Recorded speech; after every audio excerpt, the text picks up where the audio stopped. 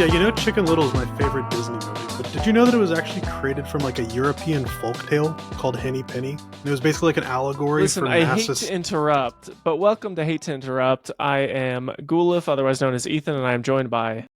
Nick from Stop Culture. I'm VHS guy, Nick. Yeah, and so today we're going to be covering two extremely disparate movies. The first movie is the latest from Marvel Studios, Captain America: Brave New World, which I believe was once called New World Order, but they changed it to Brave New World. Why do you guys think they did that? Because I think it's because so many stupid conspiracy theorists exist that they were afraid. Not even just that. New World Order does. After watching the movie, New World Order doesn't make any sense. That would have made more sense as a title for Winter Soldier, since that's kind of the entire plot. Well, there was one scene in the movie where it was like, we're entering a brave new world. Like the news anchor said that. Remember that? That was definitely a reshoot line.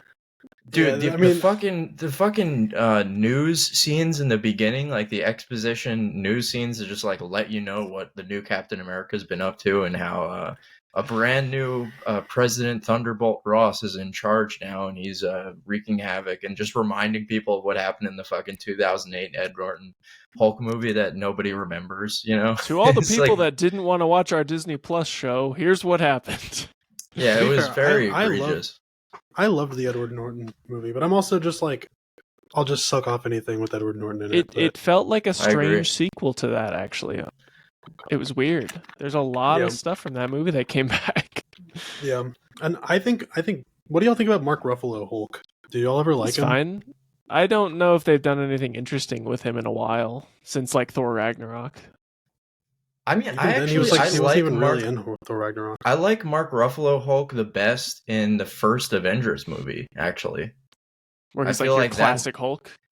Yeah, because eventually he just became like he had more of a personality. He had like a conflicted sense of who he was, and then I think he got less interesting as he started to accept the Hulk more, and then he kind of became like almost a comic relief character. Like by the time Professor Hulk rolls around in Endgame, it's like he's basically just a fucking joke. You know, yeah. Well, there's a reason they never gave him his own movie. I feel like they were just like. Well, I mean, that's apparently a rights issue. They're not allowed to give him a solo movie because Universal owns partial rights to a Hulk movie. So that's why he's always. I thought it was projects. Because Lou Ferrigno would kill Kevin Feige if they did that.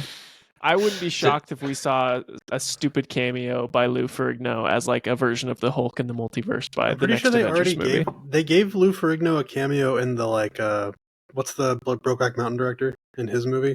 Ang Lee. Oh, Ang Lee. Yeah, he's like a security guard at the place they gave him a Banner cameo works. in the That's Ang Lee right. Hulk. I remember that. Which, by the way, look at this I like the jacked bodyguard. I like the Ang Lee Hulk. I think that was actually pretty good. To me, it's like on the cusp of being a it's so bad it's a good movie. It's like such a fascinating. Right on the edge. It's not so bad. It's good. I mean, there are a lot of weird choices in the movie, and the Hulk looks goofy. It's so dated, you know. But I think what they were trying to do with it, like the conflict between the Hulk and his father, I thought was really good, actually. And there were some moments that were actually very beautiful. I thought between him and Jennifer Connelly. The theme's really good too. I can agree. Great musical. I think all the Hulk moments kind of ruined it for me, though. Like whenever he's like munching on fucking missiles and shit, and he just looks so. He was goofy. so green too. Like it would be a weird complaint to say that Hulk is too green, but he was way too saturated for my taste. He looked like he was basically like fucking Exorcist vomit green. Yeah, he was primary color Hulk green.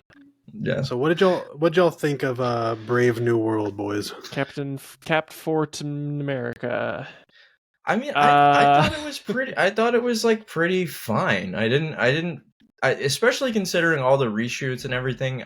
You can see some of those seams in the movie, but I don't know. I didn't think it was like a horrible viewing experience by any means. It's not one of the worst Marvel movies, I don't think. I think it's like a mid-tier Marvel movie for me. It was hard for me to pay attention to it. Like it was okay. It was whatever. Like it wasn't like egregiously bad, but it was really not keeping my attention very well. I'll say that. I think if I saw this in theaters And I think this was one of the first times where I was sitting in my chair and kind of thinking to myself, like, I kind of want popcorn. Is it really worth going to get popcorn right now? The movie's already started. And I went, I don't need popcorn. But if I really wanted popcorn, I would have been fine with getting up and missing some of the movie. Yeah. And I don't usually do that. Yeah. Like, no, I feel you. My biggest, it sucks. I genuinely feel for Anthony Mackie because he's going to get shit on so much during this reign of him leading the Avengers and all this shit. And it's not really his fault. He shouldn't have been given a leading man role. Like, he really just shouldn't. He shouldn't be in this position. Yeah, we should talk about that. The fact that he was even given the mantle of Captain America was a pretty wild choice, and it goes back to what I was saying last week about Kevin Feige just being cocky. It's like I don't know what you guys feel about Chris Evans, but to me, he's an incredibly charismatic actor. He's like born to be a leading man, And then to give that to Anthony Mackie, who barely worked most of the time as a supporting character during the first 10 years of Marvel, to give him the ostensible leading role in the Avengers, whatever that's going to be in the next couple of years, was pretty wild. It's definitely a fucking choice, And I think we've seen in this movie that it's not necessarily working out so well. I don't know. It's also an annoying discussion to have with people because a lot of people try to turn it into a character discussion, and it's not about the character taking over like as Captain America. Like, that's fine. It happened in the comics. I don't care. It's literally him as an actor. I just don't think he's a strong enough actor to carry it. Just for the people out there that want to argue. I think honestly, I do disagree with you guys. I think Anthony Mackie could have that potential to be a good leading man. My issue is I feel like not only was he kind of mischaracterized in this movie, I think he was just poorly written. Like, he was so uninteresting. Can you guys tell me what arc his character had in this movie? Like, what was his character arc by the end of the movie? What did he learn? There was no progression of the character at all. At all. Yeah. He and a lot of that, and also the supporting characters were really bad too. Like his little Hispanic homie that comes around with him, and it was like the actors weren't bad. I guess maybe you're right. I didn't mean it in a weird way, but he had potential. Maybe if they wrote something Falcon, interesting to happen, but it was so generic too. Like, it was exactly what happened in all the early MCU movies with the side characters. They get injured and then they come back and talk to him in the hospital bed at the end. Like that. The worst side character for me was the Israeli superhero who was apparently Israel. Is she called Captain Israel? No, she's not. I don't think she is. But I was really paying attention to her. It was also really funny because she's 4'2" or whatever. Yeah. But I was watching because I'm I've seen her on the poster. She's wearing a white and blue Israeli outfit. What are they doing? And I'm there's been 5 rounds of reshoots. They kept being let's suit up. And then you'd see Falcon and Captain America fighting and she'd kind of just be nowhere to be seen. There's a part where you see her jacket over her outfit and then she just never goes into a fight in that outfit. I think that's because they were just going to be guys, if we put her out there, people are going to call her Captain Genocide. We can't put her out there. yeah and another thing that was definitely a big reshoot moment for sure. And another thing that was annoying for me is the president had the biggest hard-on for killing the Isaiah guy. He's I want to kill the fuck out of this guy. And it's by the time the end, they're like he's about to be executed. It's it was common knowledge that Mr. Pendansky was mind controlling people. It's everybody knew that it wasn't him just trying to kill the president, but it's they're about to execute him. You got to do something quick. It's why do you want to kill him so bad? I'm Harrison Ford. Yeah, I really like Isaiah Bradley. I think that character is really cool. I think he's a great actor. He was able to do a lot with not much in terms of material. I mean, I really like that moment when Sam goes to see him in the fucking in jail, and he's don't be a part of this. I want you to stay away from this. And he's he's just electric. That dude, that performer is genuinely incredible. It was the only moments in the movie where there was any actual I felt something a little bit. I had a little tingle in my heart. Yeah, it makes my heart soft or really sad when it's like just a really sad old guy who's had like a really rough life, who's just like, I just want a break, man.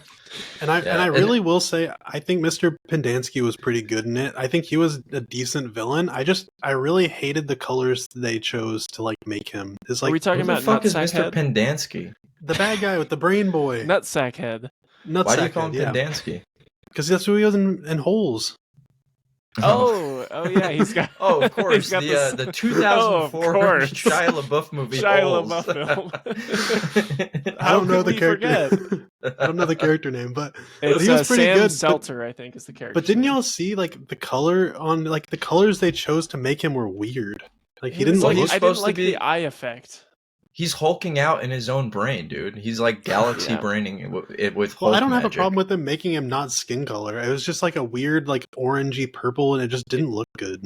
It was a weird effect. That's what everyone knows. I mean, you can ask Neil deGrasse Tyson this. If you fucking inject enough gamma radiation into your body, you're gonna Hulk the fuck out. Whether it's in your brain or in your musculature, you're gonna turn green and you're gonna fucking Hulk out. This is a little bit off topic. But you know how I've seen in movies, and I Googled it to see that they were real, but I didn't Google what they're for. They have really, really big microwaves. What do they use really big microwaves for? What, this was in that movie? No, well, there's one movie I can think of that has a really big microwave. But Are they you talking have about really Kick-Ass? big microwaves. Yeah, Kick-Ass. But they exist, and what are they for? I mean, is going it off for the like AI the overview, restaurant? which is, as we know, is very reliable. Food processing, ceramic manufacturing, chemical processing, medical applications, volumetric heating. Oh wait, yeah, no, that's it. No, I heard that they make really big microwaves for specifically for the Flash to catch babies in. I can fit so many babies in here. It's so efficient. The Flash. I enjoyed the Flash 10 times more than I enjoyed this movie. I'll agree with that for sure. I think this was it ended, and I watched this with my brother and sister, and we all kind of looked over to each other and we're like, "How are we feeling?" And we went like, like middle to like bad. It's one of those things that I'm not going to say it's horrible. Like I'm not going to just shit on it entirely. It was fine, but it's like, yeah, is this really all you have? Whenever we've had this long without an MCU movie, like you're coming off. Like, imagine they released a good movie after this long of a wait. Like, think of how much fucking money they would have made after such a big hiatus of Marvel movies. Because they did Deadpool and Wolverine was the last one, right? Yeah. Yeah. And that wasn't even like a year ago. MCU world either. Like, no, it is. Like, that was Deadpool's big entrance to the MCU. Well, now it is. But yeah, I'm just saying, like, this is like the actual return of like the Avengers, main Avengers group type stuff. You know what I mean? It is funny that they've been struggling to just do the Winter Soldier again, and they've been doing it so badly each time, and it's because I've been seeing clips going around from Winter Soldier. What were the other movies that they were trying to do that in, you think? Well, they were kept pitching Secret Invasion, which I know I haven't seen, but all I've been seeing are bad things. They're like, guys, if you liked Winter Soldier, Secret Invasion is for you, and it's just, I don't know. This felt like they were trying to do Winter Soldier as well. Didn't they release like a female Deadpool show of some kind? I had no idea. It was like a female Deadpool type, not Deadpool, Daredevil type, female Daredevil type character. Am I crazy? It was Echo. Oh, dude, that show was fucking unwatchable. Goddamn. Really?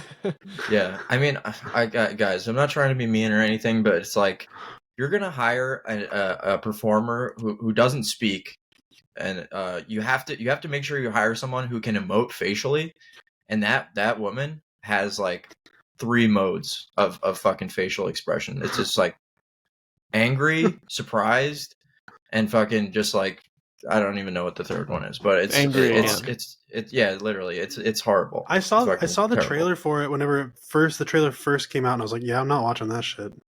So that was in the tail end of just me kind of falling off of Marvel. So I was like, it's just in the pile of all the shows I'm not going to watch. Yeah, I think my hype died whenever I watched Moon Knight. I watched Moon Knight and I was like, oh, this looks fucking sick. Moon Knight's a cool comic. And then I like watched it and I was just like, that was just pretty so lame. It was so like they had the acting chops. They had like the direction looked okay, but just like it was okay. I mean, Wait, I feel like you didn't like the first episode of Moon Knight? I thought the first episode of Moon Knight was actually like exceptional for the first episode was pretty cool, and I think what's the actor's name? I forget his name. Oscar Isaacs. Oscar Isaacs. Yeah. I think he did a good job. There was so much potential there, but it just. It's like they always have this problem where it's like they have to make it a fucking CGI typical Marvel fest by the end of it, no matter what. And that's why people love the fucking the Netflix shows so much, because they were very grounded. Yeah, I mean, I feel like that's what they're going to do with Daredevil. They made sure to be pretty explicit that it's going to have at least somewhat of a similar feel to the Netflix shows through the trailers, and even all the marketing seems that way too. So I was actually reading something up on it, and they were basically saying it's going to be even more gory than the Netflix show. But I'm worried about that in terms of because technically I would say Deadpool and Wolverine was more gory than the other Deadpool movies, right? But it also was way more cartoony almost, and just kind of over the top ridiculous gory. And I feel like I'm worried they're going to do that with Daredevil. Just make it too cheesy by trying to make it too violent. What do y'all think? I don't think they can. I don't think that's it's going to be as gory, because it's just Daredevil isn't funny. You know, he's as a character, he's serious as a heart attack. So it's hard to make his action scenes look cartoonish. I would imagine that would be pretty difficult for them to pull off. I mean, Deadpool, especially paired up with Wolverine, they're two guys who can't fucking die. So of course they're just gonna stab each other constantly, and it's gonna look ridiculous. But Daredevil's just a dude, you know, he. But it was it wasn't even that. It wasn't even they couldn't die. But I agree with you. I agree with what you're saying. But I think in the. For example, in the Deadpool and Wolverine scene when they're just killing all the fucking Deadpools, there was no weight to any of those deaths. I know none of them can fucking die, but there was no weight to any of the violence. It was just so fucking I don't know. It felt weightless, like you said. Yeah, it was literally just weightless.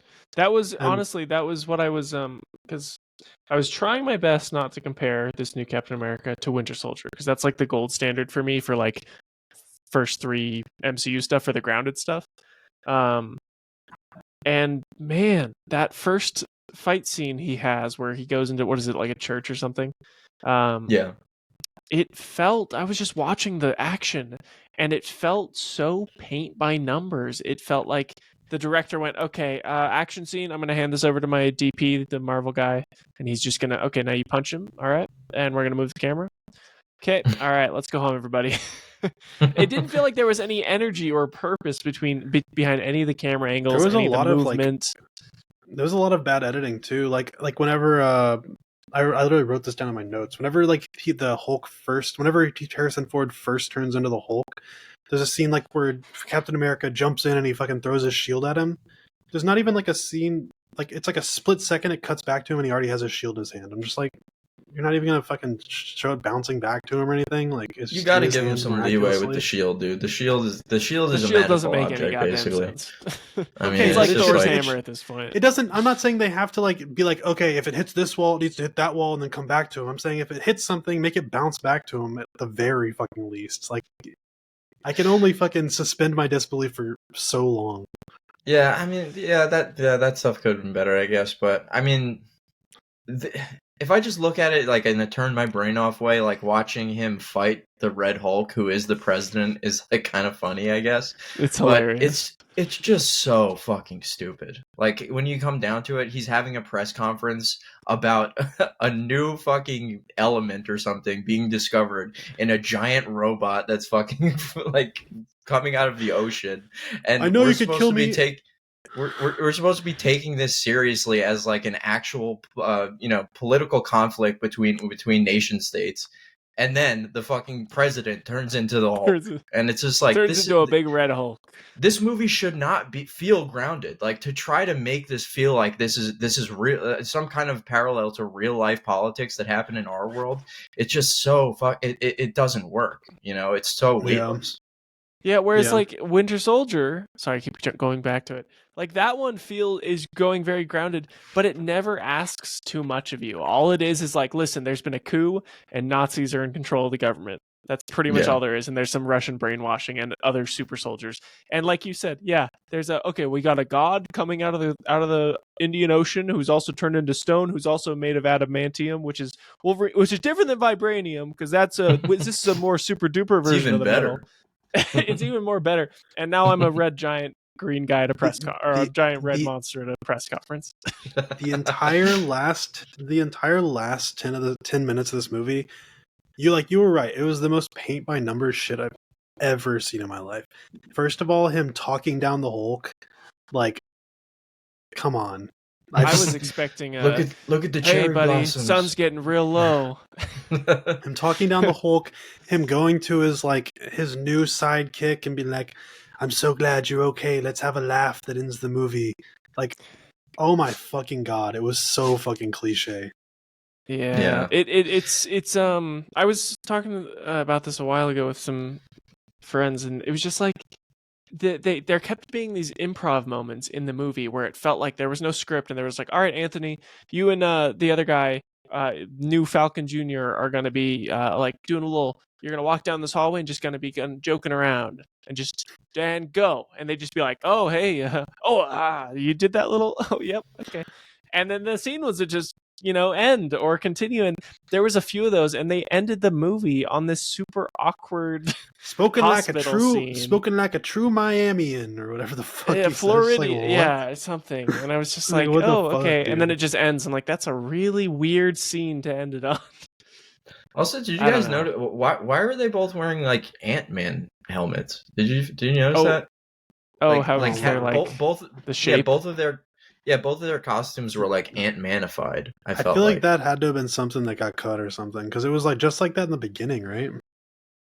No, I think it was that. It was like that the whole time. Yeah, they had a helmet for each version. Oh, it was different? It was a white one versus the dark blue one at the end, yeah. But it's the same helmet, pretty much.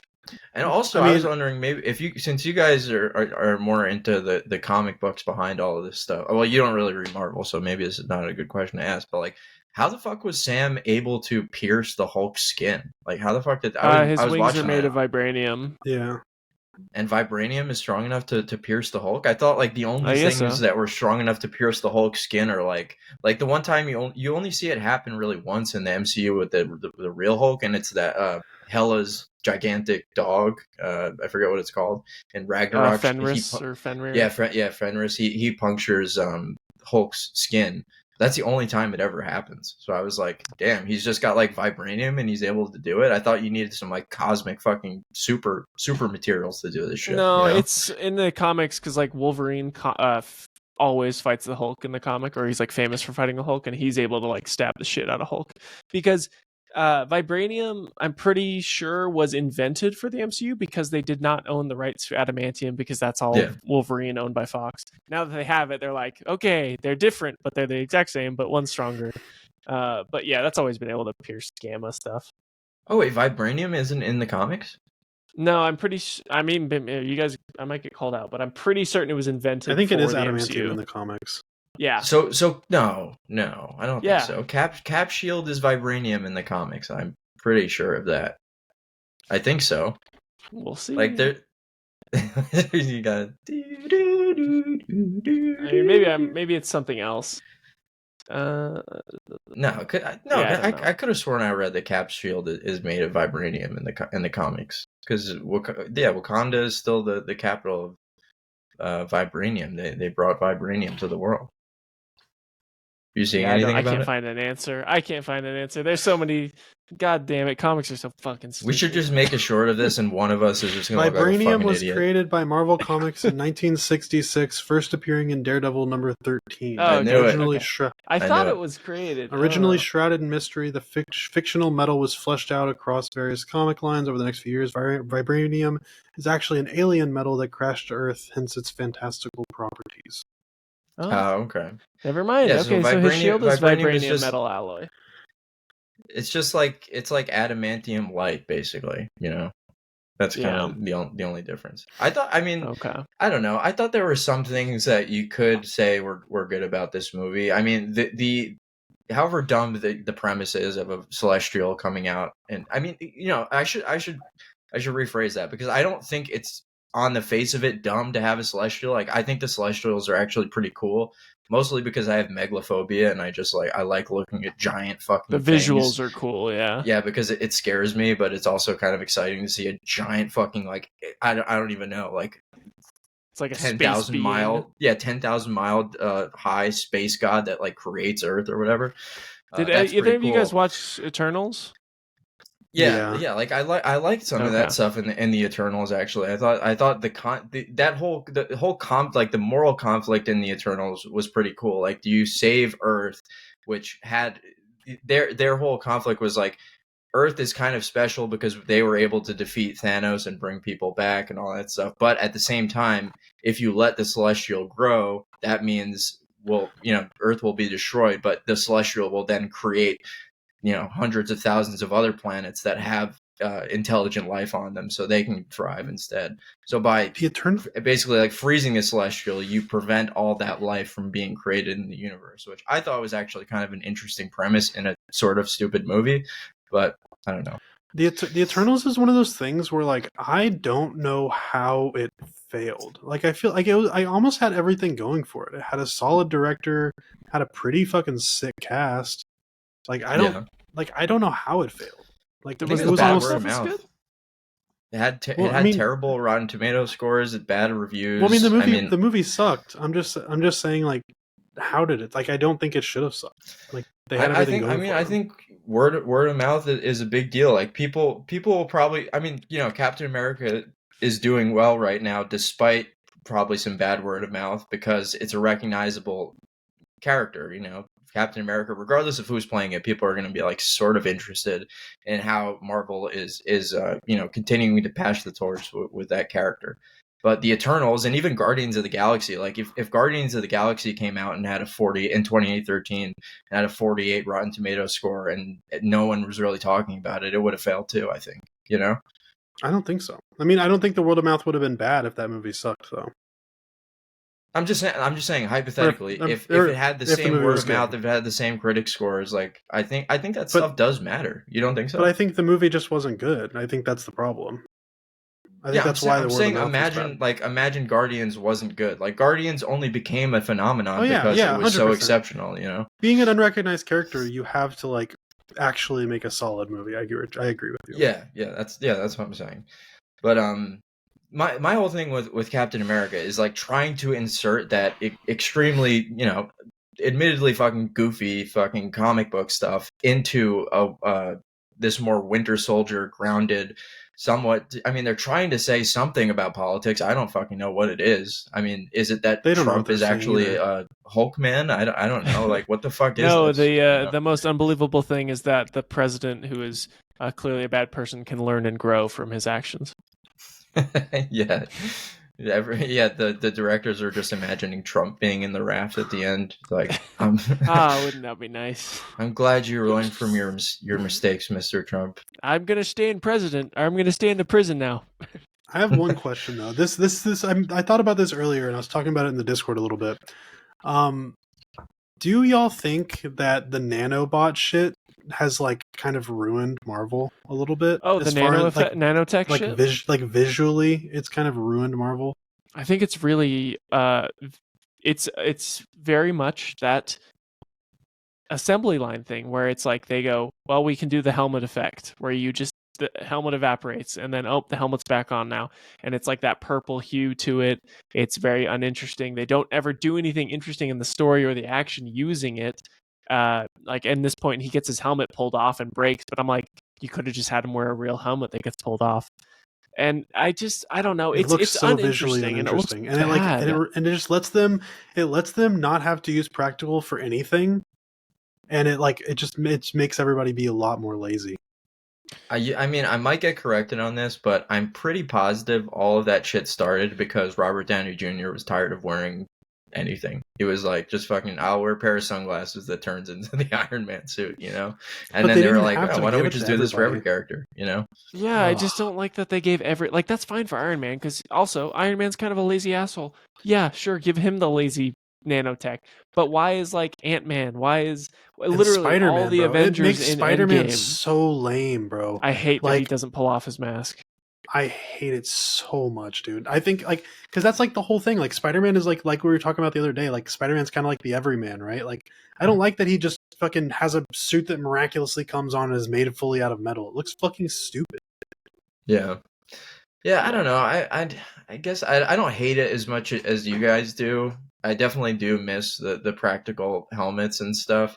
I can see why they do it, but definitely it's not something that like really irks me that much, I guess. And I don't everything know. doesn't have to be so futury too. Like even like in like in this movie in the president's like speech, he's like looking at all these holograms everywhere, pointing shit out, and it's like why like you can just be modern time. You can just be now.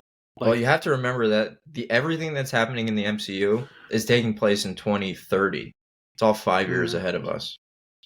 Remember that? Oh yeah. Because Jump in Avengers Endgame was a 5 jump. Well, no, that would have been what 2024 because it came out in 2019. So yeah, but how I much mean, time has assuming progressed?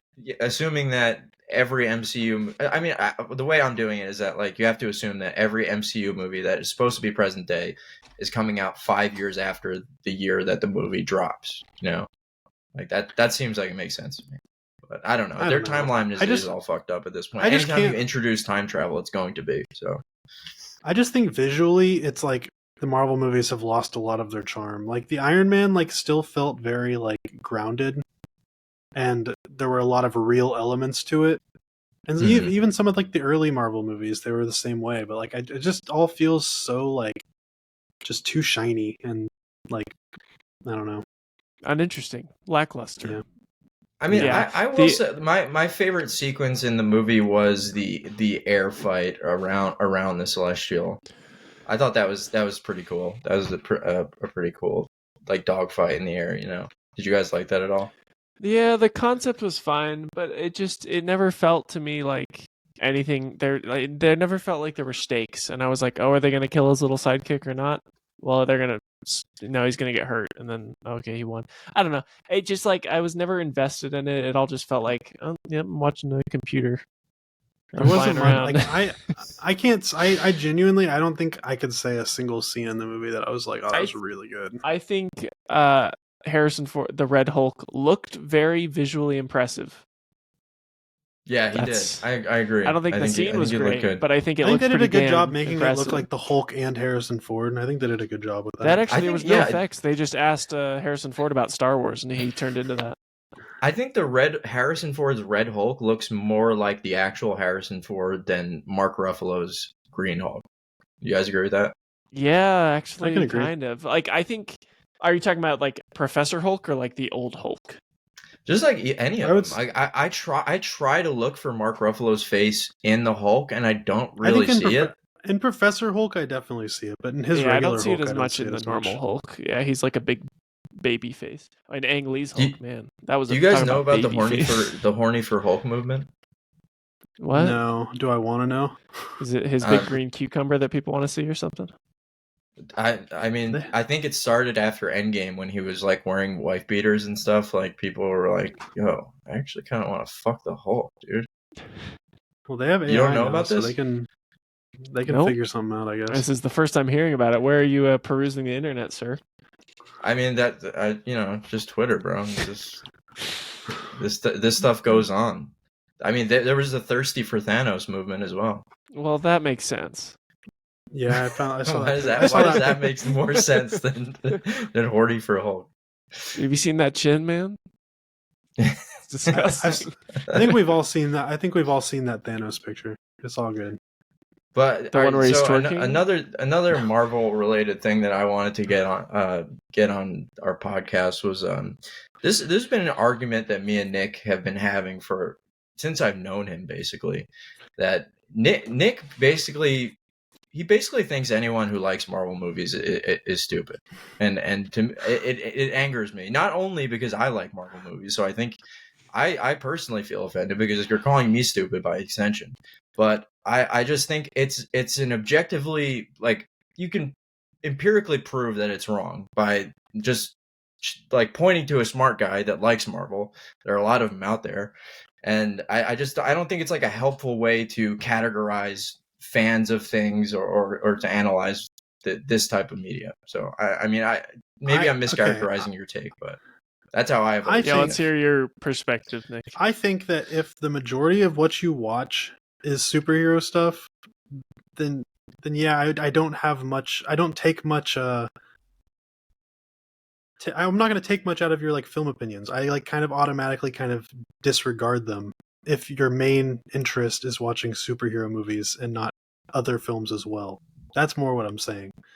If I'm sitting here talking shit about a Marvel movie that I think is objectively bad, and somebody's like, "No, it's fucking sick," because without actually having any kind of like real like input about why the movie is good, other than it's sick, it's a Marvel movie, then yeah, I don't think that that's a very smart person in regards to film to talk to. So is that you're saying they're not smart in regards to film, not just like generally? Specifically film, is that what you're referencing? Yes, I take opinions. Correct. I think they're not very intelligent in terms of like what they know about film. Yes. I want to alert Ethan and everyone listening. This is a watering down of the take. The original take was Marvel fans are stupid. And you can, but there are times that's where a blanket statement. Nick says this in his videos. And dude, for anyone listening, Nick made a video. What was the topic of the video again, Nick? It was on the Hitman. It was on the Hitman comic. Hitman DC. Yeah, within the he's talking about like comic book adaptations, and within the first fucking like 10 seconds, he's like, "Yeah, I know, like most Marvel fans are just fucking stupid ass morons who want to watch flashing lights on a screen or whatever." I think maybe I think they're dumb. I don't know, dude. It's not like I would like hate them, but like, yeah, if like your main source of enjoyment is just fucking watching fucking Avengers movies, then yeah, I probably think you're a little dumb, you know? I think this is more of an issue. Like for example, if I hear the statement from someone like they go, "Man, all movies today just aren't as good as they used to be," then I think they just watch Hollywood shit. And I mean, and a majority of that stuff is superhero content at this point. But I don't know. I think it's like if all you're watching is Marvel and then you come out and you go, "God, Parasite was so stupid. I didn't get it." Or The Substance was so weird. I don't get it. then I might be a little. But you also have to keep in mind, like whenever somebody thinks somebody is or says somebody is stupid, right? Like you're only judging it based on the things that you're actually like intelligent in, right? Like I could meet somebody who's like super fucking intelligent, knows all kinds of fucking math equations and shit, and to me, to them, I'm fucking retarded, right? But like, that's if they know nothing, whatever. If they if they know like if they don't know anything about movies, to me, then I think they're dumb. You know, it's all objective. It's all dependent on like what you know about. So if someone doesn't watch movies, they're dumb, Nick.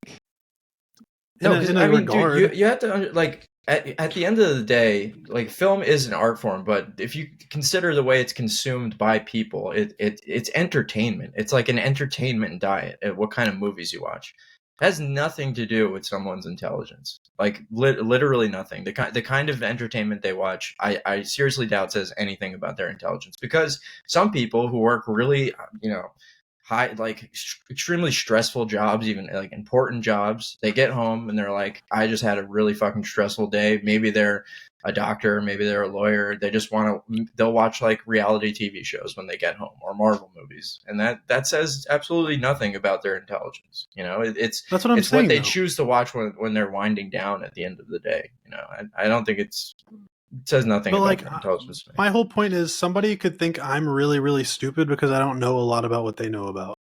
And that's fine. So you're basically saying you're like, I will not respect the opinion of someone who is uninformed on the topic. Yes, if somebody has like a Marvel movie in their top 5 movies, then I'm not going to take their film criticism seriously. I'm not going to listen. He's using dumb as a catch-all term. That's the problem here. When he means uninformed, or they don't watch. Yeah, I don't mean they're like literally sitting there drooling and like can't fucking put That's the way you framed it. You framed it that way in the past, Wolverine. They don't know how to put the frosting on their fucking toaster strudel. I don't mean that, bro. That shit's hard. All right, so what if? So you said that if a Marvel movie was in their top 5, what if it was Endgame at number 5 or something, and then 4 of your favorite movies past that, would you still be like, you're a fucking idiot? Like, I would ask them why. I mean, who knows why? Maybe they just really loved Endgame and think it's a great movie. I'd be like, why that over the various movies that like have a lot more to say than Endgame? Okay, well, I mean, this honestly, it all comes down to personal connection to film and art that chives with you or makes you feel good. Yeah. I just wanted to say publicly that I feel like this whole it's not just you. I think it's a lot of people who do this. They're just like, oh, the people who like X are fucking stupid. I don't think it's helpful, and I think it's like I think it's provably false. It's just it's a wrong take. I can 100% see where you're coming from. I can 100% see where you're coming from. The biggest thing is I think we went through a very long phase of where people were very, very blind in their love for Marvel shit, and I think that now that like people are starting to look at it more objectively and see the flaws in it at times when there are flaws, like I feel more comfortable actually saying the shit that I want to say instead of having just circular arguments where somebody's saying, no, it's great because it's awesome. It's like that doesn't make any sense. Like, it's great because it's awesome. What, like, name something good about the movie. Tell me why you like it. Why did you like some people aren't looking to get something out of it. Some people are just like, I don't know, it was fun. Many times on like Reddit and fucking Twitter when I use them actively, yes, I had many arguments. There are people I know, my wife reads a lot of books, and I've kind of corrupted her into being very analytical on stuff like this. So she'll read a really terrible book that's super popular that like her friends will ask her to read, and then she'll start to be like, well, they're like, you didn't like it? And she tells them, she starts going into detail on the things that she really didn't like and why it doesn't work. And they start going like, nope, never mind. I don't want to hear it because you're going to ruin it for me. Because there are people that they just want to take it in and go, well, that was nice. Moving on. I don't want to be ruined of this memory. I don't want this memory to get tarnished by your assholery. No, and I get that too. Like, I'll ruin movies for people too. And I feel kind of bad about it. No, just because like they like get out and they're like smiling after we get out of the theater, and I'm just like what do you think? I'm like, yeah, okay.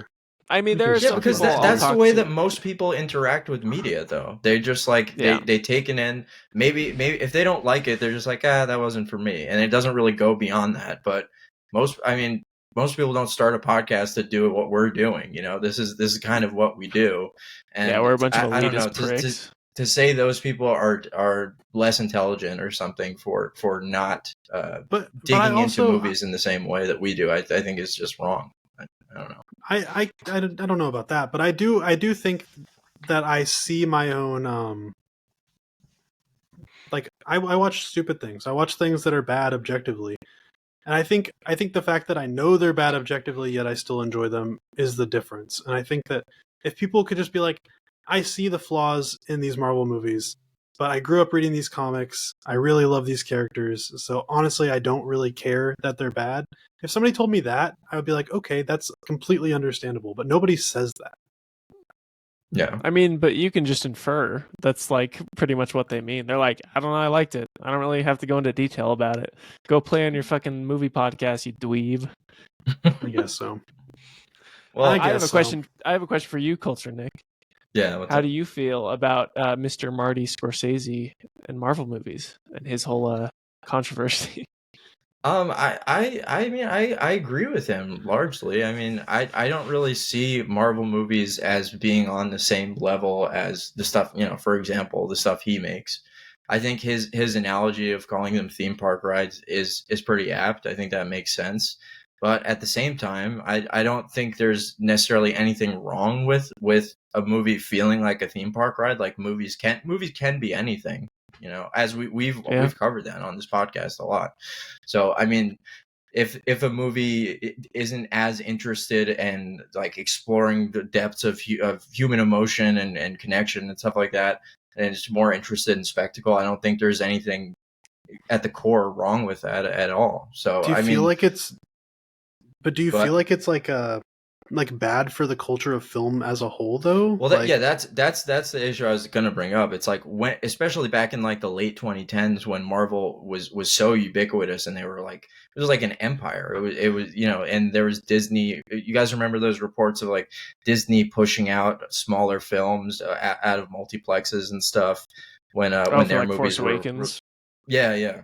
And Yeah, I mean, it was that's like Star Hateful Wars, Eight got but pushed out. yeah, it's like same kind of thing. And Mm-hmm. they were monopolizing the film industry, but I mean, they're not really that way at this point right now. I mean, Marvel movies can flop now. Not every one of them makes over $1 billion, and that's more kind of their own failings than anything else, I think.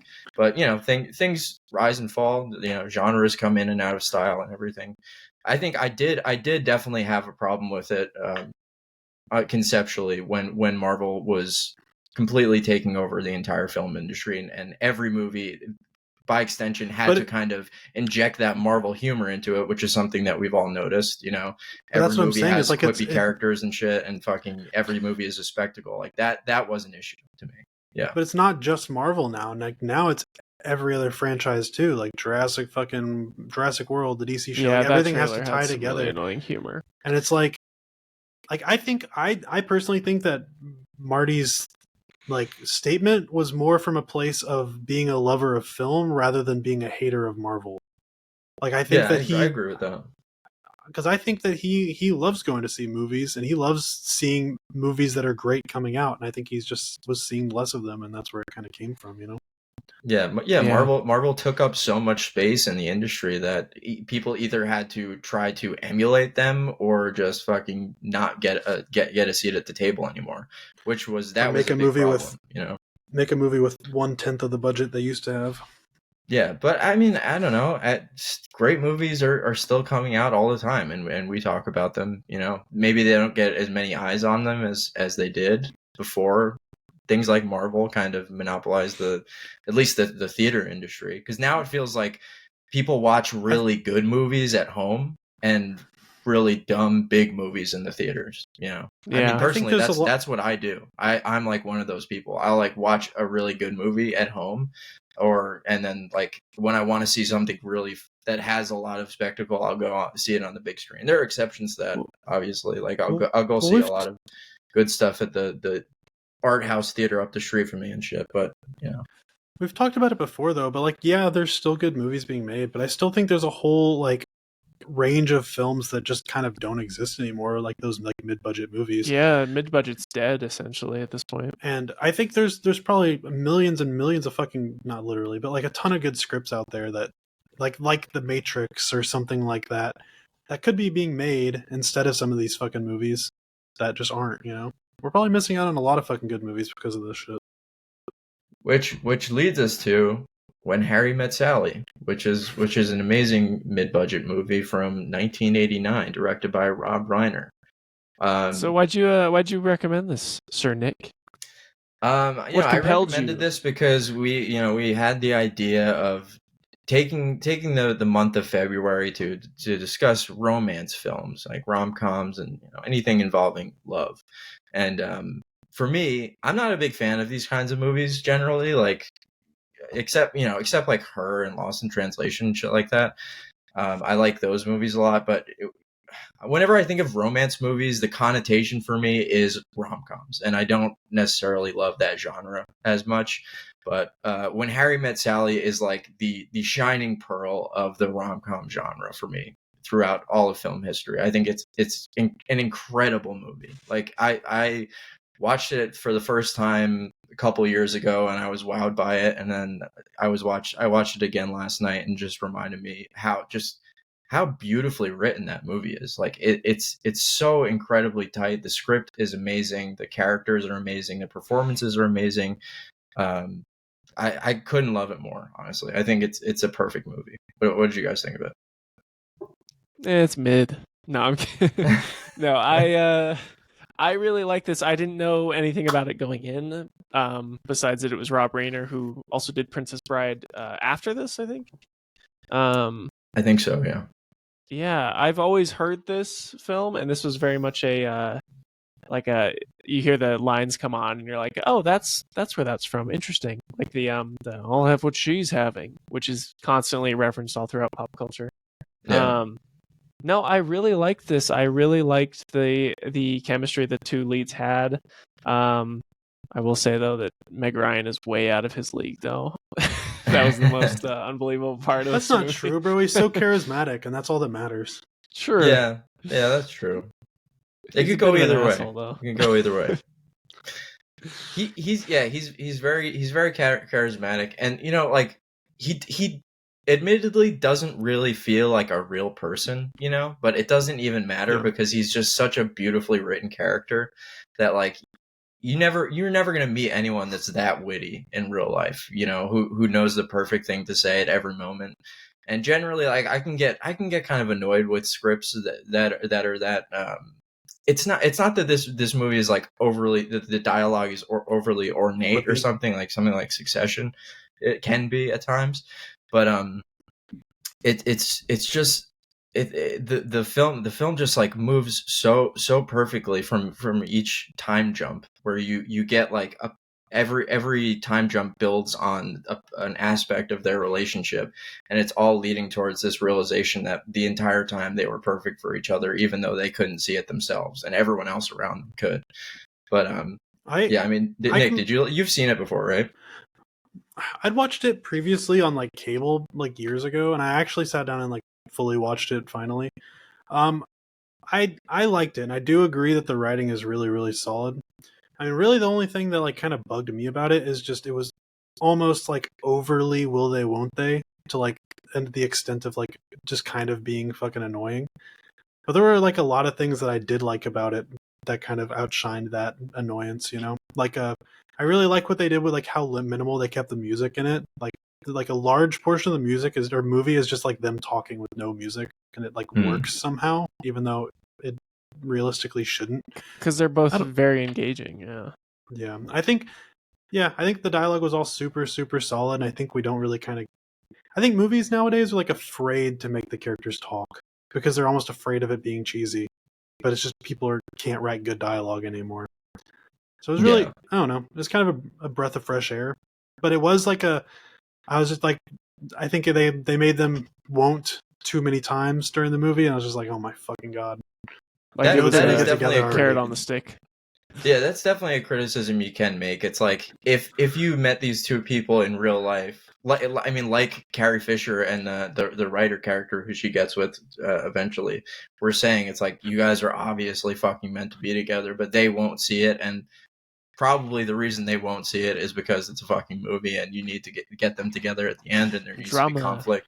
Yeah, like why would Billy Crystal be like, oh, we're you're the first woman that I've ever been I've ever just wanted to, what did you say, like you're the first attractive woman that I've ever that I've never actually wanted to have sex with or be in a relationship with or whatever. But it's like from the moment you met her, you were clearly attracted to her. You told her so, you know. Yeah. So I can definitely see that criticism, but I don't know. There's just so many real moments of this movie. There's so many deeply hilarious moments of this movie. Like, remember on the airplane, I was laughing so loud when it's just like a stupid little thing, but like the guy sitting next to Meg Ryan when Billy Crystal like pops his head over, then he starts talking to her. And the guy just like he sees the connection between them and he starts smiling, and he's like, you want to like switch seats? Like I don't know. That was just such a perfect moment to me. Just this like basically glorified extra character being he like sees what the audience sees too. Another thing that there was one thing that I noticed in this movie that was really, really cool from the first car ride when you remember he's chewing the grapes and spitting them out of the car window onto the window. Yeah, like the first one goes onto the window, and then he he punctuates his lines. Most of the time, it's either like a joke or something that he says that kind of leaves her gobsmacked. She doesn't know what to say. He'll like spit a grape out after that. But that trend of like some kind of physical action punctuating the dialogue continues throughout the movie. Like there's that, and then there's the scene when she's crying after her ex gets married. She's like throwing the tissues up in the air. She'll blow her nose and throw the tissues up in the air, and it just like like Nick said, that kind of physical comedy doesn't really exist that much anymore in movies, and I appreciated that so much. It was like, this is I also like that, like, he made fun of how picky she was the entire movie, and then like at the end when they finally get their interview, he's like saying it like it's a good thing that she's picky. Like, oh, I always loved how cute she was when she was so picky, and it kind of changes the tune. I also really like it. It was because the dialogue and everything. Yeah, it's very quickie. It's very snappy, but it never felt forced to me. And I think it's only accentuated with some of the edits. I think some of the editing was really good, particularly the scene where they both call Carrie Fisher and the writer character while they're both in bed. And like I was in my head just like, damn, how did they like what order did they film this to like get the timing down right? Because it looked really complicated. Yeah, just jumping back. Well, they would have just had them off screen saying their lines. That's true. Yeah. But I thought that I was just like, wow, this is really impressive, and it was just super engaging. It's really good. Yeah, and it's so cool. Like it's disoriented, but it's also coherent. Like you understand what each side is saying while they're basically talking over each other, which is I would imagine a really hard thing to accomplish in the edit, but they fucking pulled it off so well. Yeah, and I also saw. I was looking up the movie a little bit. It was the DP was Barry Sonnenfeld, who did like Men in Black, The Tick, Get Shorty, the Addams Family movies. And then he directed them. And then he also DP'd Blood Simple and Raising Arizona. So he's like a good director in his own right. Great movie too. And Misery. Oh yeah. The Men in Black movies are great. So I mean, he definitely has some visual style. Yeah, there's. I mean, the shots of them walking in. I guess maybe it's probably Central Park in the fall. They're so beautiful. Like that's the scene that sticks out to me when I think about this movie. It like makes me want to watch it during like the transition between Thanksgiving and Christmas. The big wide shots in the apartment too looked really nice. Yeah. I mean, it captures the loneliness of being single in your 30s. I mean, it captures the feeling of. It's kind of funny because it's clear that when he picks her up in the beginning, they're like 35-year-old, 21-year-olds. You know, it's that's what we were talking about. That's a movieism. I love that, and also his Jufro comes out of nowhere. He's like has normal hair for like half the movie, and then it's just curled up. Yeah. I like whenever they give them like the bangs to make them look younger, and they're like, "Look, I'm a 21-year-old now." Yeah, and the hair kind of corresponds to whatever the decades. Like she has very 80s hair for a while too, and everything. Yeah. But it captures like the way they talk to each other in college is so much different than the things they're talking about are so much different in the first car ride as opposed to when they're in their. I guess like they end in their early 30s probably. I think she's like 32, something like 33, 32. Yeah, because she's like, I'm 30. She's like, I'm gonna be 40, and he's like, you're 32. And I don't think there were any time jumps after that. So I'm pretty sure they end the movie. There was to New Year's. It was a time jump to New Year's. Yeah, there was a 1 year jump, I think. Yeah. Oh, okay. Well, but yeah.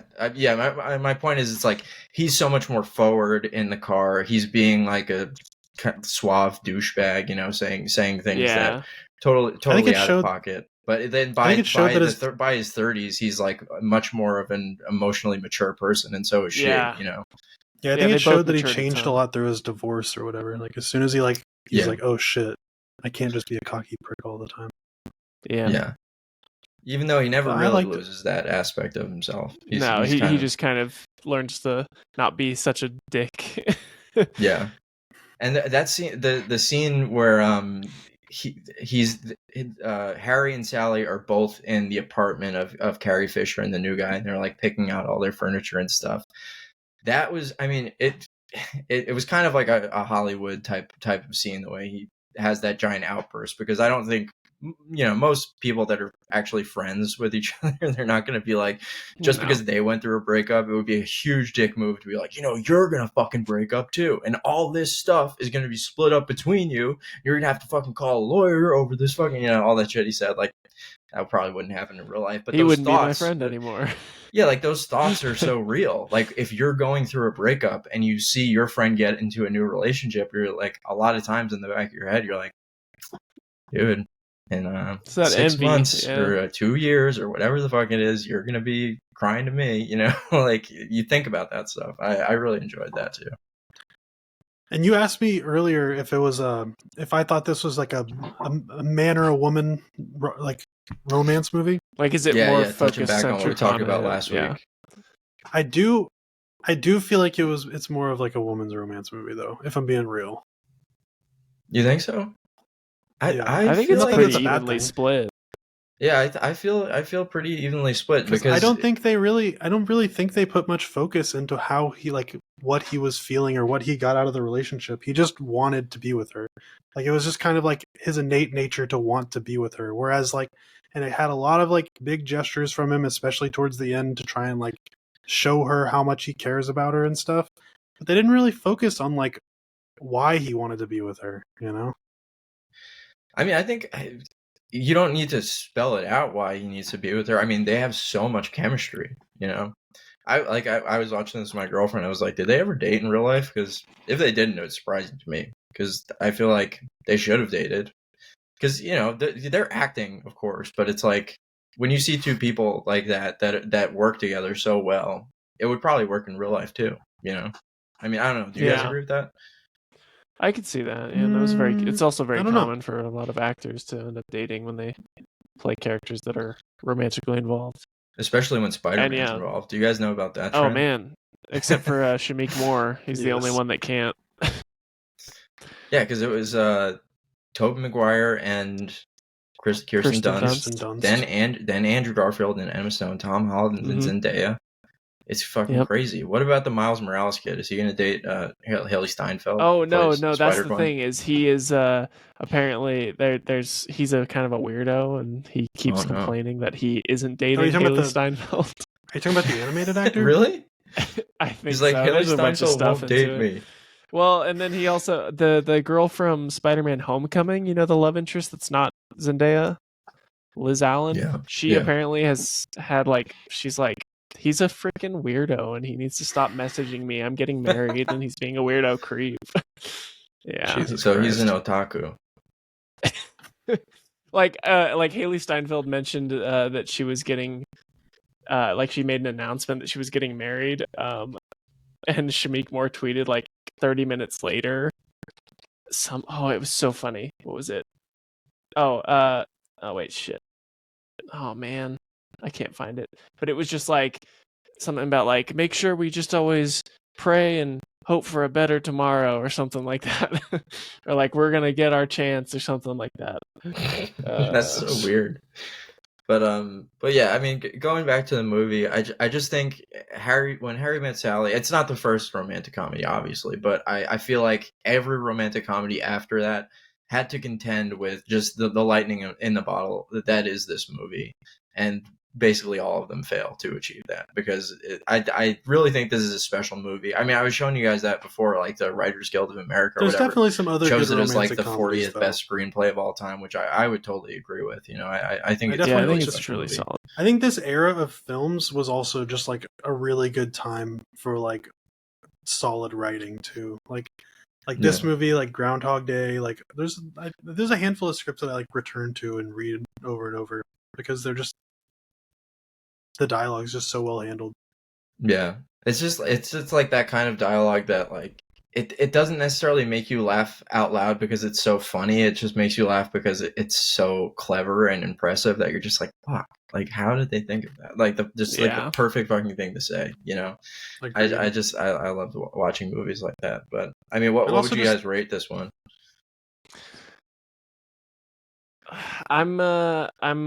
I'm gonna do, it's like a high 8 for me. That's where I'm sitting. 8 out of 10. So I think real like good. I think I'm at like an 8 too. I'm guessing you're at a 10, Nick. I don't know. It's hard to say it's a 10 just because, as I said, like this isn't my favorite genre of film. But for like, if I'm just gonna judge it based on what it's trying to do, where it sits in the history of its own genre and film as a whole, yeah, I think it's a 10 out of 10 romantic comedy for fucking sure. Yeah, I've never seen a better one, so I would definitely say 10 out of 10. And I don't know. I mean, we're gonna have to get you on some other romantic comedies, bro. There's some other good ones out there, bro. Promise. I mean, I seriously doubt I'm going to see one that's better than this.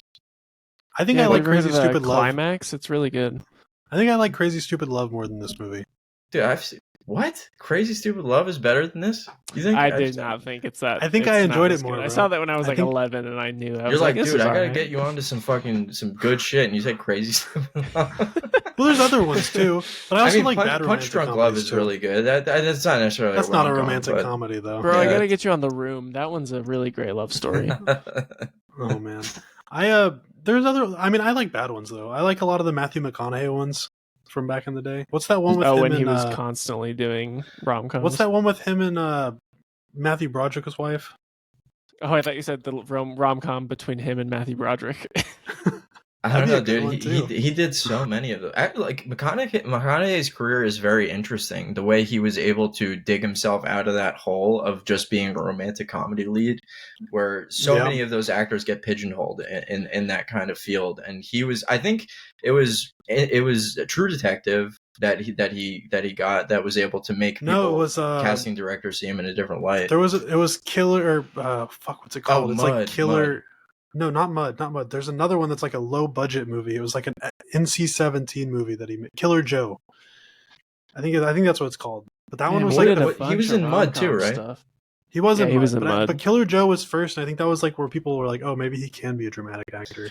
And they started giving him other roles. I looked up rom-coms from with Matthew McConaughey, and it's Failure to Launch, How to Lose a Guy in 10 Days, Ghost of Girlfriend's Past, Fool's Gold, The Wedding Planner, Tiptoes, Ed TV, My Boyfriend's Back, and Magic Mike. So that's a lot. Yeah, y'all should check out Killer Joe if y'all have time. It's a pretty good movie. I was actually reading something about Christopher Nolan was saying that McConaughey, like, he had to fight to get McConaughey in Interstellar. The I guess studio execs were like, we just do not see him in a movie like holding it together in a movie this big. Just because I guess he hadn't really proven himself at that point as a dramatic lead, but Christopher Nolan was obviously proven right, because McConaughey, even amazing. To this day, is like still one of the most in demand leading men, I think. Nice. He's so good in Interstellar as well. Yeah, he's so good in like everything that he actually like is taking seriously. I mean, I guess it's like to make that jump though. It takes a lot. It must have been really difficult, because I feel like once audiences see you that way, especially men, like men would just see McConaughey. I did, until I started seeing him in True Detective. I was like, this guy is just like a heartthrob. Well, not necessarily talentless, but not someone that I would take seriously as a dramatic lead. I think they have to take the indie route, like similar with Robert Pattinson taking Good Time and shit like that. So like the indie route's the safer route, because you're not necessarily going to be pigeonholed as like a TV actor. You can also go the TV route, but it's like more dangerous because you might get stuck there, Yeah. Pattinson's another great example of someone who did the same thing. Yeah. Speaking of Matthew Broderick's kind of someone who was never really able to get out of it. I mean, he wasn't exclusively rom-coms, but that was kind of his bread and butter. And what are you talking about? He was in Godzilla. Yeah, I wouldn't say he was necessarily typecast. I feel like he just doesn't really act that much anymore. Yeah, he seems like a guy who has a really. He was in a lot of rom-coms, dude. Though he like murdered somebody and then like got away with it. What? And then he like ran somebody over with. Yeah, he like ran somebody over with his car and killed him. I remember. And then he kind of just disappeared. All right, I'm gonna retire, everybody. I remember I saw him in like a nothing role in fucking Manchester by the Sea. Do you remember that? He plays the I do, yeah. Christian dad that Lucas Hedges goes to. He has a few like really small like supporting roles like in the last like 10 years. I remember seeing that and feeling depressed. I was like, they could have easily just given this to any guy that just tried out for this role. And now Broderick has fallen so low in his career that he's taking this kind of shit. It's kind of sad. Also, speaking of Lucas Hedges, I was reading this Reddit thread that was kind of interesting the other day about like what the fuck happened to Lucas Hedges. Like in the late 2010s, he was like, I guess you could say, competing with Chalamet to be like the Gen Z it boy for that generation. he had so many great supporting roles, like Manchester by the Sea. He was in Lady Bird, and then I don't know, where the fuck is he now? He just kind of stopped. Yeah, he kind of faded out in 2018, 2019. But do you guys think that's because he wasn't talented, or? I don't know. I think he's talented enough. I think it's like a lot of those actors. First of all, he's not that cute anymore, so I feel like he's gonna have to kind of. Got those cheeks, bro. He's gonna kind of have to rebrand himself a little bit. But I think who's that guy from the weird looking dude? Jesse Plemons. Not Jesse Plemons. The RV movie, fucking with Will Poulter. Will Poulter. Will Poulter. I feel like he's Adam gonna have Warlock. to pull. Yeah, he's gonna have to pull a Will Poulter of some kind to really come back into the mainstream. Should get super shredded or like be on a low budget put on some TV muscle show and like get a tan. Find a new way to be handsome, because I think that was what was going for him. Will Poulter's turning point. You're not going to want to admit this, but it was Midsummer. It was. That's a good point. That's what made people see Will Poulter in a different light, other than the hanging out with the no Ragretts guy and We're the Millers. That's not true. It was like in Maze Runner. He was had roles. He was in Maze Runner. I forgot about that. He's had a lot of roles. He just kind of changed his appearance. He's still pretty young. He's 32. He was. Did you guys know he was supposed to be Pennywise, and when Cary Fukunaga was going to do, I would have loved to see that. Yeah, I've watched a lot of videos about that, like, because there's some information on what Cary Fukunaga's It would have been like. Way more weird. Yeah. If True Detective is any indication of what his style would be. Yeah. I'm not gonna lie, I liked the It movies. So I liked It Part 1. I did not like It Part 2 at all. Yeah, really? Agreed. Yeah, I think it sucked. I liked it. I liked it for what it was. Solid. Bill Hader's good. Bill Hader's always good. Fun. The cast was never the problem. It's always the first one felt. I think it's just the inherent issue with it as a story is it's a lot scarier when the main characters are all children facing this horrible monstrous clown. But that's just an issue with the concept versus 30-year-olds fighting a monster clown. Yeah, I think they do a lot better job in the books, kind of showing the regression as they age, right? Like I think that's the problem. Is it kind of in the movies they're just like, oh, they're just adults, but in the books they kind of do regress as they get back into Derry.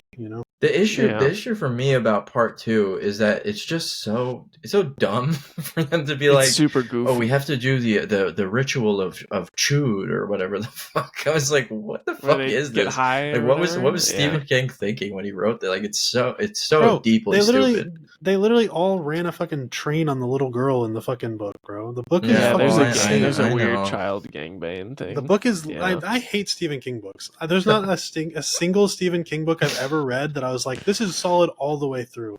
It's usually, oh, the first third of this book was really fucking sick, and then the rest of it is literally nonsense. You know what? Well, I think actually, The Stand. Huh? The Stand. The Stand is bad too. Have you read it? Yeah, I like The Stand. Well, I thought that was a pretty good one. It's good, and then the last third of the book, he's like literally rushing his way to the end as fast as he possibly can to tie everything up, and he doesn't. Oh, that's his ultimate problem. I think it would be really interesting for us to talk about, because Stephen King famously hated Stanley Kubrick's The Shining. Yeah. Because Stanley Kubrick just did not give a shit about the book accuracy. And I think it would be really fun at some point on the pod for us to discuss the Stanley Kubrick Shining and then also watch the Stephen King directed Shining adaptation of his own book. That's a great idea, yeah. I've never seen it. I think that'd be really funny. Me neither.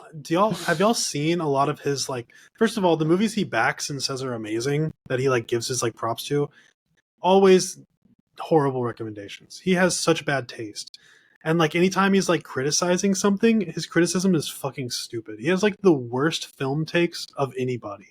Have y'all followed any of this shit? Well, yeah, he dislikes The Shining, the movie.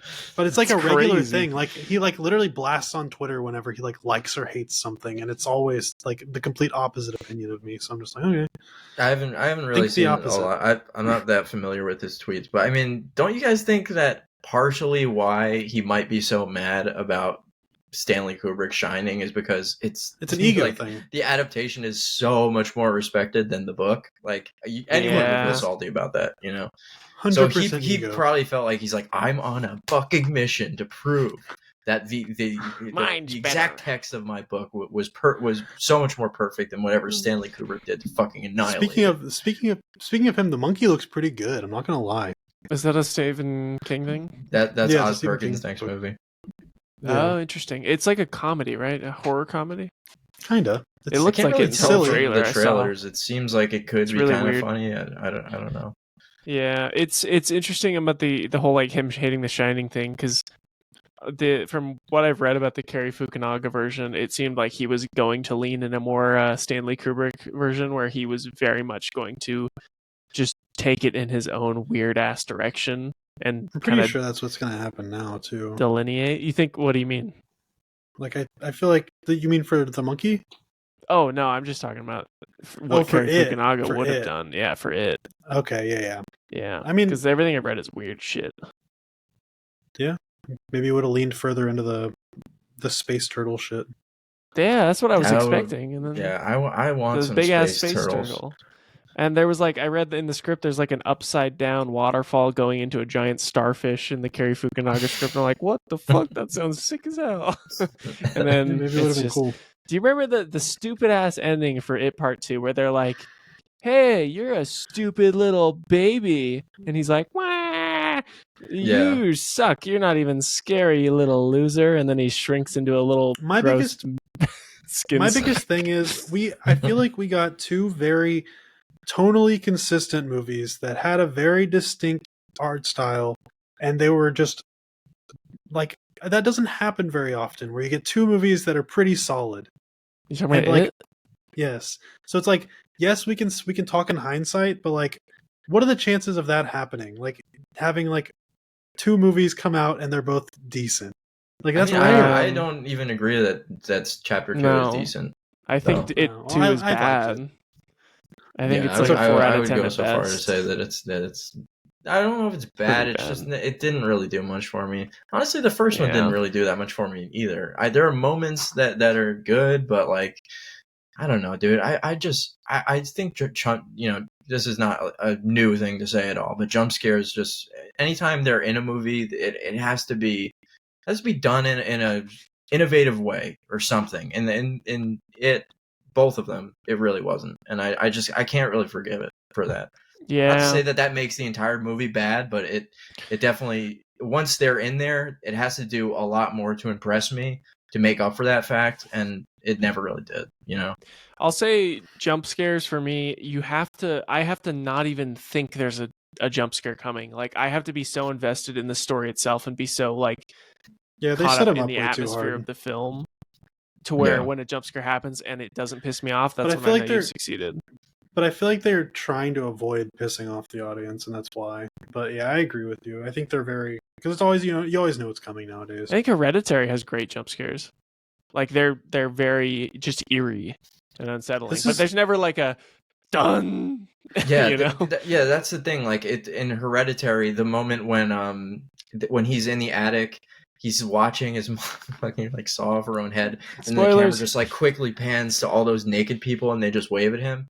That was so terrifying. And I mean, technically, I guess that's a jump scare, but like, to me, when I think of jump scares in the classic like mainstream Hollywood sense, it needs that thing that you're talking about, even that stinger, like like if it doesn't have that, I don't necessarily see it as a jump scare. I mean, I don't know. Do you think it is? That's fair. I mean, I don't really consider it a jump scare either. It depends. Like I'd say for me, the scarier moments in Hereditary are like the moment where the son wakes up and you might not even catch it, but the mom in the corner of his bedroom on the ceiling. Oh yeah. Like, and it's like a minute-long shot, and it's that is one of the best shots of filling me with dread, because you're like, I've been looking at this the whole time and I didn't even notice that she was right there. That's terrifying to me. That's way more effective than a jump scare to me. But I don't know. I think like there's in Signs, like M. Night Shyamalan, I think, has a really good example of a jump scare without the classic jump scare sound, where he's walking around the cornfield, Mel Gibson, and he drops his flashlight, and when he picks it up, he swings his light over to the corn stalks, and you see the alien's leg just sticking out, and he pulls it in, and then at that moment, all the musical piano cue starts playing, and it's just like da da da da da, and I was like, ooh, that was a good jump scare. There was no dun, As long as that's not in there, I'm cool with it. I'll just say that. That's the worst part of Get Out. But I'm really curious what y'all think about the first non-British actor being casted into, or first American actor being cast into Harry Potter. I thought John Lithgow as Dumbledore. Oh wait, no, that's Yoda. What's he do? Oh, what's the Lithgow noise? Lord Farquaad? No, he makes like a noise. You guys were talking about the Lithgow noise. I was not aware that Lithgow had a noise. Yeah, I don't think he has a noise, bro. No, he does. He has a noise. It's like, or something. It sounds like a mix between Chewbacca and Yoda. What you're doing. He doesn't have a noise, I don't think, bro. I got to get up on the Lithgow noise, but yeah, to answer your question, Nick, I don't know. I feel fine about it, actually. I mean, I don't think there's anything wrong with it. He played Winston Churchill in The Crown, and his British accent was really good. So yeah, it seems as long as that's on point, reaching. I don't really care. It sounds like they've been reaching out to a lot of actors for the show. I think he's an amazing actor, fucking actor. So it makes me so excited for the show. What do y'all think about Black Snape? Are you okay with that? I don't know the actor. I don't care what his race is, but I'm just kidding. I don't know much about the actor, but yeah, to talk about the Americans in the Harry Potter thing. I mean, I guess it might be sort of a controversy because the original adaptation in the early 2000s, like they made such a concerted effort to make sure it was a British production, to make sure all the actors were British. Like that was very important to Rowling at the time, or Rowling. I think it's actually Rowling. But yeah, and the producers and everything. I mean, they had Christopher Columbus, who was like one of the biggest Hollywood directors at the time, but it was filmed in Britain. Felt like a British production and everything. They only cast to do this now, to cast Dumbledore as an American guy. I mean, maybe it doesn't bode well for this new adaptation. Potentially feeling more Hollywood than the last one. I don't know. That could be, but I love Lithgow, so I'm cool with it. I will say the actor for Snape, he's in a show called Gangs of London, which is done by the guy who did the Raid movies. Have y'all seen those? Gareth Evans. No. Yeah, Gareth Evans, one of them. But the show's really good, and he's really good in it. So like, I don't know if anybody is like mad about the casting. They never mention his race in the books at all, like ever once. So it's like, I think it's one of those things where like it doesn't really fucking matter. Well, the people who are mad about it, they're saying that like they describe Snape's skin is described as like pale or sallow a lot of times, which is like kind of connotes white skin, but it's like I don't fucking care. They do. They definitely do. I think they say his skin is sallow and stuff like that. Whatever, but I don't know. I don't really think it. I feel like it's one of those characters. I feel like it's one of those characters where like it doesn't really make any impact. You know what I mean? No. I think that like I always see this discussion. I always think it's more interesting. It's like if the race isn't inherently important to the character, I think then you should like. I don't want to see like the meme is Ryan Gosling playing Black Panther because that would be very weird and not right. But you know, like you can have other characters where the race isn't important, having played by a mixed actor or a darker actor. Do you remember the meme that was going around Ryan Gosling playing the Obama and then Obama biopic? That was really funny too. It was just like a picture of Ryan Gosling in a suit, and it just said Ryan Gosling is Obama. Obama. I hate that I'm that like that millennial, like the meme, because I'm so excited for the Harry Potter show. Are you like, actually? I'm actually so excited, dude. It's so dude, it's so I'm right there with you, bro. I'm excited. I'm surprised. All right. Dude, Ethan, you're not a millennial, bro. You don't get it. Yeah, I know, but I'm a Harry Potter fan. No, I'm a Harry Potter fan. I did the whole Pottermore shit. It's also I read all the books. I didn't even know Gen Z Harry Potter fans existed. I thought that was a okay, well, I'm on the end of Gen Z, so I thought that was Slytherin disinfo, bro. Why am I such a fan of things that terrible people make too? Like I love Armie Hammer, even though he's a cannibal. You I love Ezra Armie Miller. Hammer? He's so weirdest actor to charismatic, love. bro. Like even He's if so charismatic. I'm a saying big Armie Hammer stan. even if he wasn't a cannibal and didn't like want to eat people's brains and stuff, he's just like such a nondescript actor. I feel like he didn't do anything great. I think he's good. I think he's in really Social good. Network as that asshole. No, he's in what's that one where they're stuck in the building all together? Skyscraper with The Rock. No. Oh, is it the James Gunn movie? But what's it? It's like the fucking. You know what I'm talking about? Belko Experiment. Yeah, the Belko Experiment. Belko Experiment's good too, though. But that has Ezra Miller in it. Oh, one of your other problematic faves. Yeah, and then J.K. Rowling. I'm a huge Harry Potter fan, so I just love all these people. Do you like the Jeepers Creepers movies? The first one's badass. Okay, because that guy's a pedophile. No, I know. I'm well aware. Dude, you didn't say PDF file. Oh, sorry. Fuck. Censor that, Nick, in the edit. Okay. Your punishment for liking all these people is you have to censor my language. I think people say Pedialyte drinker too. They're gonna ban. But everybody likes Kevin Spacey. It's like one of those R. Kelly situations where like everybody likes R. Kelly's music, but we hate him. Everybody likes Kevin Spacey's acting, but we hate him. I was listening back to one of our episodes, and I was literally just like, I hope no one ever clips out the. I can't deny. I miss Kevin Spacey. Like, I just said that outright. Like, please don't clip this. Don't fucking clip this. But people are just lying if they're saying they don't, though. That's the thing. I don't miss him, but I think he's a talented actor. I think he's a bad person, allegedly. But I don't want to see, I don't want him to thrive if he sucks. What, you don't want to I can appreciate his performances. We're not gonna. It's not like you're gonna sit here and say "Ignition's" a bad song, dude. We need to let this man be Frank again, because that fucking last season of House of Cards sucked. Did you guys watch it? Yeah. No, I wasn't into House of Cards. I watched it as a social experiment for myself, dude. That was fucking. They just pretended like he didn't exist, like the main character was a non-factor somehow. Well, they did start the season. He's like, "Oh well, he's gone or dead, and it doesn't actually matter." And it's like, what? The whole show is letting this man be Frank, and he's fucking just not in the show anymore. It's like, what? It was like the beginning of the cancellation era, and they didn't know how to handle it yet. They were like, "What do we fucking do?" Yeah. Like, what the fuck do we do? There's just literally like, I guess we'll go with the option of literally, I have to go now. My home planet needs me. Like, they literally did the Poochie shit, dude. The Kevin Spacey. God damn it. All right, Ethan, what's your pick, bro? Okay, I'm giving you guys two options. I'm not telling you what they are, but I'm telling you what are we going to pivot in the opposite direction of cutesy romance, all that. I want to watch what you want us to watch. So here's my options. I have a foreign language film crime thriller, or I have a weird existential horror mystery. One of them's from the early 2000s, one of them's from 4 years ago. Which is which? The one from 4 years ago is the horror mystery, and the foreign language film is from the early 2000s. And they're both Criterion? I want the foreign language. No, only one of them is, but I was like, the other one I was like, I want to, if we talk about this one, I'd be down, because I've been wanting to watch. I'm definitely down for the horror mystery. That sounds fun. Yeah? I'm down for the other one, but... Thanks. Oh, shit. You guys are being really helpful and being so decisive. Thanks a lot.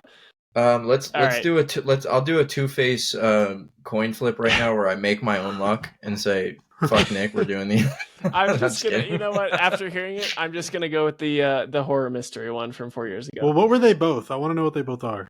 I'll tell you what the one I picked. We're gonna watch The Empty Man from 2020, directed by David Pryor.